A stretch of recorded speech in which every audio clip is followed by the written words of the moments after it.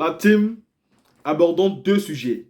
Le premier est le sujet du Premier ministre Abdoulaye Maïga qui a fait une sortie très importante. Le Mali ne veut plus engraisser des criminels, c'est-à-dire vous ne devez plus jamais nourrir des personnes qui, quand ils vont prendre du poids, vont porter les armes pour vous tuer. Ceci est terminé.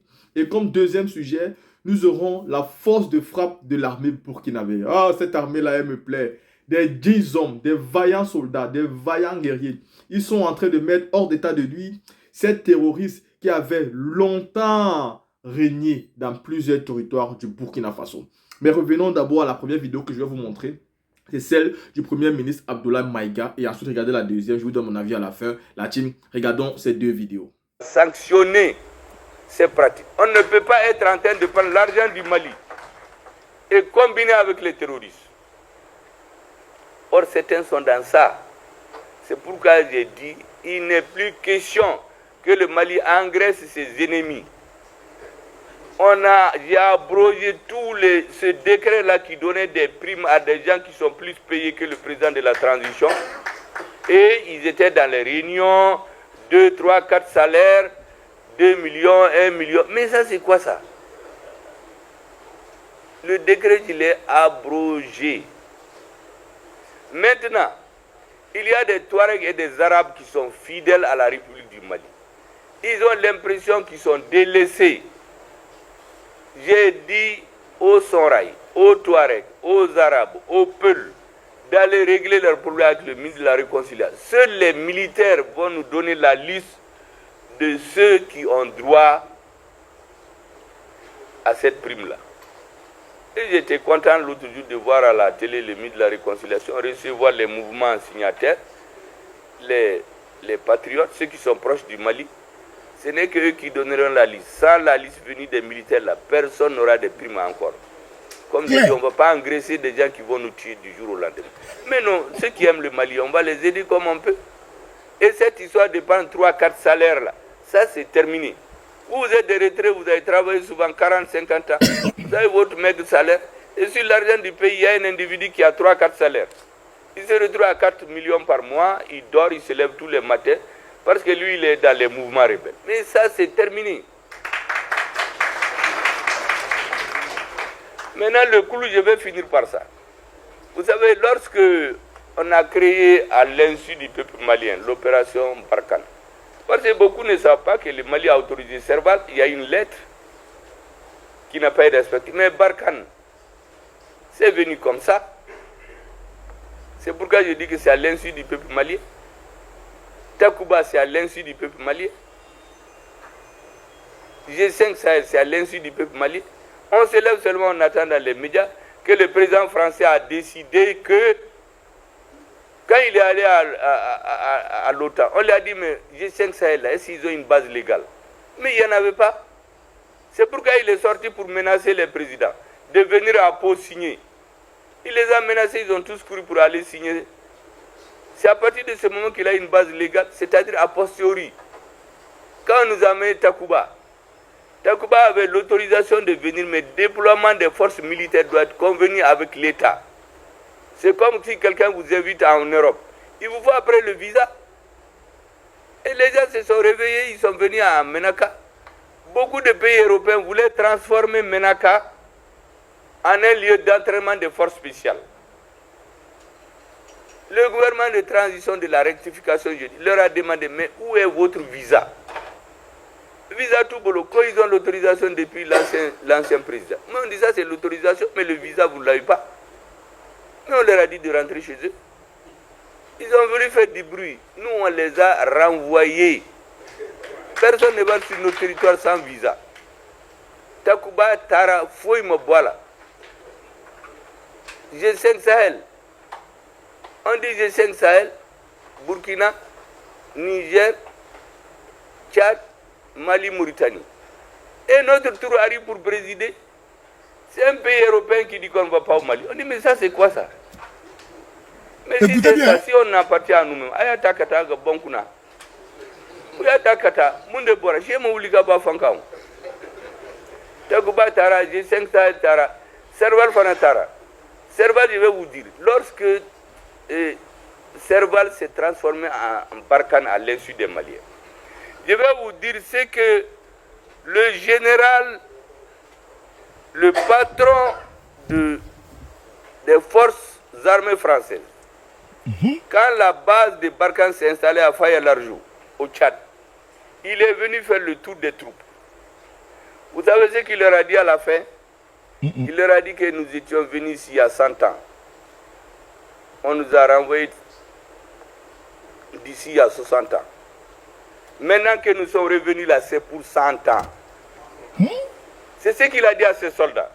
Donc il n'y a que nous les Africains qui ne comprenons pas ce qui se passe chez nous.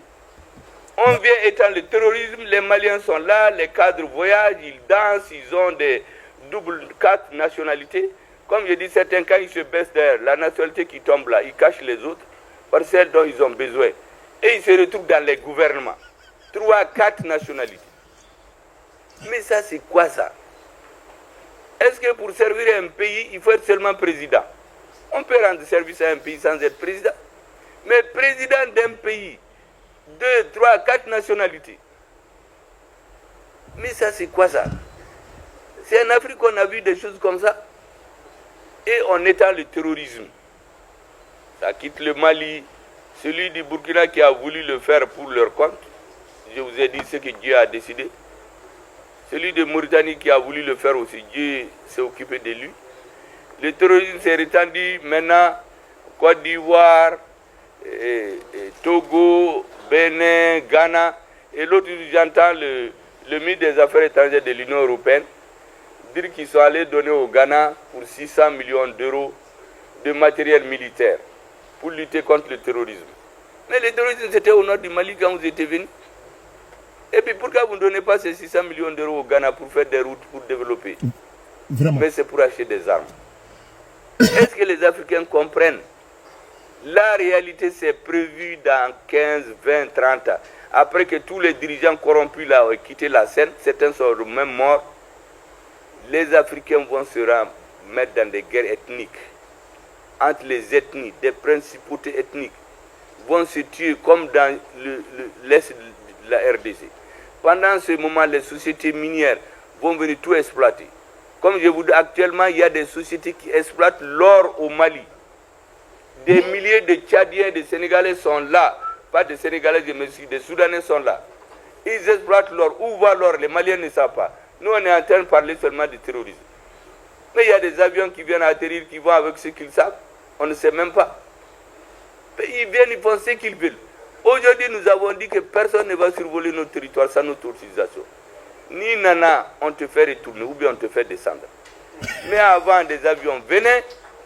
Quand l'aéroport leur demande où est-ce que vous allez, ils éteignent le transpondeur. Ils viennent descendre au Mali, ils font ce qu'ils veulent. Ils s'envolent, ils s'envolent. Ça, c'est fini aujourd'hui. Tu viens chez nous, là, on te fait descendre. Et puis, tu t'expliques. Si tu n'arrives pas à t'expliquer, là, on te met à la disposition de la justice. Je voulais vraiment vous expliquer ça. Ça a été long, mais les Maliens ne comprennent pas ce qui se passe. Les Africains ne comprennent pas.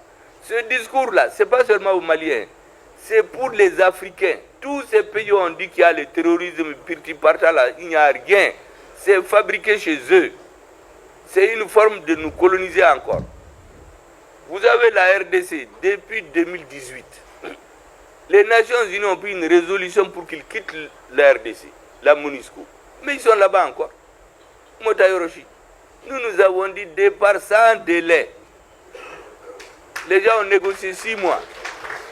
Et à la fin des 6 mois, là, au Betaka, ils ont dit qu'on n'osera pas le faire. Nous, on sait ce qui se dit dans les coulisses. Notre président, notre ministre de la Défense, nos chefs militaires, les soldats sur le terrain qui sont dans le soleil, dans la faim, ils se battent dans la poussière. Ils ont dit qu'avec l'appui du peuple malien, au Betaka, le 31 décembre, ils vont quitter notre pays. Et les Maliens doivent savoir, prenez votre destin en main. Personne ne viendra vous faire votre bonheur. On nous habitue à la jouissance, à la danse, à la consommation, mais le fond, c'est pour nous dominer. C'est ce que le Mali a refusé. C'est pour cela que là, toute l'Afrique est en train de vous regarder. Aujourd'hui, nous sommes fiers. Les monobodons là sont fiers de sortir de vous. Et vous, vous êtes sortis de Sonia Alibert, de Askia Mohamed, de Firoun, de Babemba, des autres. Le Mali est un peuple réfractaire à la suggestion. Et c'est au Mali que le colonialisme a eu plus de problèmes. Dans certains pays, ils les ont colonisés en 6 mois, 1 an. Mais chez nous, 38 ans de guerre. Du 22 septembre 1878 à Caille, à la bataille de Sabousouri, au 16 mai 1916, avec la bataille d'Andramboka. 38 ans. Pendant les 38 ans, personne n'a accepté la soumission. Il y a toujours des révoltes. Les Touaregs, les Bobos, les Bella, les Sénoufous, ils n'ont jamais eu la paix dans notre pays. C'est pourquoi j'ai dit, un invité, on a causé, il m'a dit, et on a convenu. Le colonialisme, il s'est ancré en Afrique. Son tombeau sera en Afrique. C'est l'Afrique le berceau de l'humanité. C'est l'Afrique le tombeau du colonialisme. Et c'est pourquoi les Maliens, vous ne devez pas baisser les bras. Nous n'avons aucun ennemi. Il y a des milliers de Français qui sont avec le Mali. Les Maliens qui vivent en France, c'est nos compatriotes. Ils vivent, ils travaillent, ils enrichissent la France et nous aussi. Est-ce qu'un gouvernement responsable va se mettre contre la France comme ça? Jamais. Mais ce que les Maliens n'acceptent plus, c'est de recevoir des injonctions, des ordres pour nous dire ce qu'on doit faire. Et c'est pourquoi notre président a défini 3 principes cardinaux que nous répétons, moi je le dis à tous les ambassadeurs. Respect de la souveraineté du Mali. Respect du libre choix de ses partenaires stratégiques. Si nous n'avions pas choisi la Russie, nous n'allons pas avoir autant d'hélicoptères. Si nous n'avons pas choisi la Chine, la Turquie, nous n'allons pas avoir des drones, des choses pour nous battre aujourd'hui. Et j'ai dit que le 3e principe du président, il nous a édicté, et ça doit être connu de tous les Maliens, c'est défendre de façon obstinée les intérêts du peuple malien. Aujourd'hui, nous sommes en train de découvrir des centaines de milliards qu'on a donnés à des individus, pas de faux contrats. Hier seulement, vous avez entendu à la télévision, concernant les plaques d'immatriculation, pendant près de 30 ans, tout ce qui vient va à des individus. L'État malien n'a rien là-dedans. Ça, c'est terminé. Ces bases militaires, là où on est en train d'exploiter l'or, là, quand on va mettre de l'or là, on va prendre l'or pour nous-mêmes. Ça ne va plus rentrer dans des avions et aller ailleurs. Donc il faut qu'on se parte pour ça. Mais ça a besoin de votre compréhension. Parce que qu'est-ce qu'ils jouent? Ah, les salaires sont bas, les Africains sont habitués. Mais chez eux, toutes les grandes nations que vous voyez là, elles se sont construites sur la douleur à un moment donné de leur histoire. Elles sont construites sur le modèle de l'organisation militaire, le travail, la discipline. Mais quand ils viennent chez nous, on dénigre l'armée, on dénigre les militaires. Mais chez eux, les 2 grands hommes les plus illustres de la France, c'est Napoléon et De Gaulle, ce n'est pas des militaires. Les autres nations, quand c'est chaud, ils portent des tenues militaires. Churchill, c'est devenu un militaire. Les États-Unis, leur premier président, c'est Washington. C'était un président. Mais chez nous, on dénigre. Ça, c'est travailler le cerveau des intellectuels. Il faut que nous sortions de ça. Vous voyez leur radio, Radio France Internationale, BBC. Nous, quand on était petits, dès qu'on se réveille, on ouvre Radio Mali, les nouvelles. Même maintenant, là, quand un intellectuel se réveille, vous êtes tous là. Première chose, RFI, Abé Moufo. On ouvre la télé, on va sur France 24. Quand tu es dans un pays anglophone, tu vas sur BBC, sur CNN. Et au fil des années, ça formate la façon de penser, l'esprit, l'orientation. Et dans quelques générations, c'est fini. Mais au Mali, au début, les gens pensaient que si on ferme RFI et France 24, qu'ils vont mourir. Mais Machima Sao, on les a fermés. Tout le monde s'est habitué maintenant à trouver les informations ailleurs. Donc, on a renvoyé tous ces gens-là. À l'ONU, ils ont dit qu'on n'osera pas faire partir Barkhane. Il y a des pays qui ont dit que le Mali n'osera pas. Nous avons dit qu'on va oser. Et depuis qu'on a pris la base de Ber, c'était leur plaque tournante. On prenait les impôts, les populations du Nord étaient presque esclavagisées. C'est comme une arête dans leur gorge.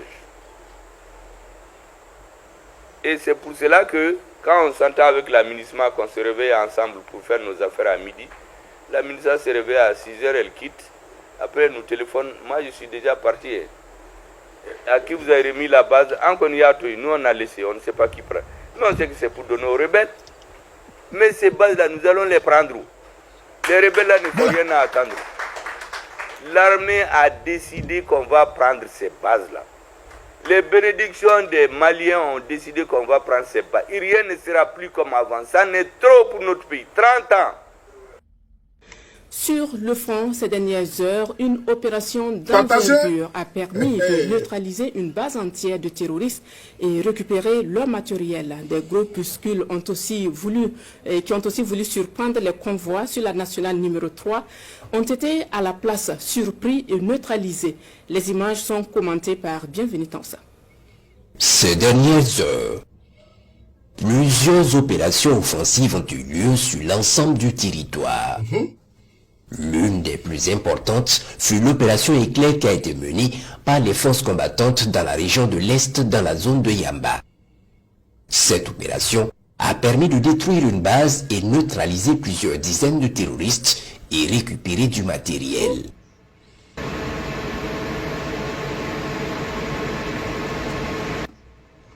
Ce jour de novembre,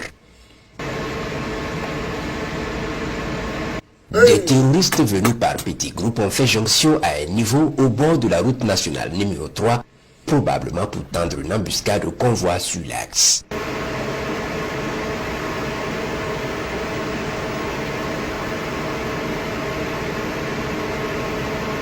Ils sont décelés, verrouillés et frappés avec succès.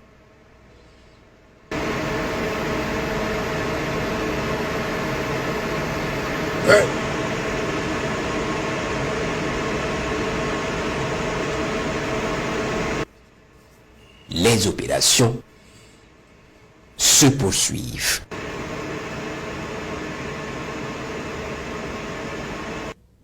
Quand vous finissez de regarder ces deux vidéos, les gars, je pense que vous êtes satisfaits avec moi. Le Premier ministre Abdoulaye Maïga ici dit des trucs qui sont clairs. Il faut arrêter de verser de l'argent aux personnes qui s'en servent pour tuer des innocents. Ça se passe dans tous nos pays. On a souvent l'impression que vous voyez un individu qui est même souvent ministre. Il est ministre de sport.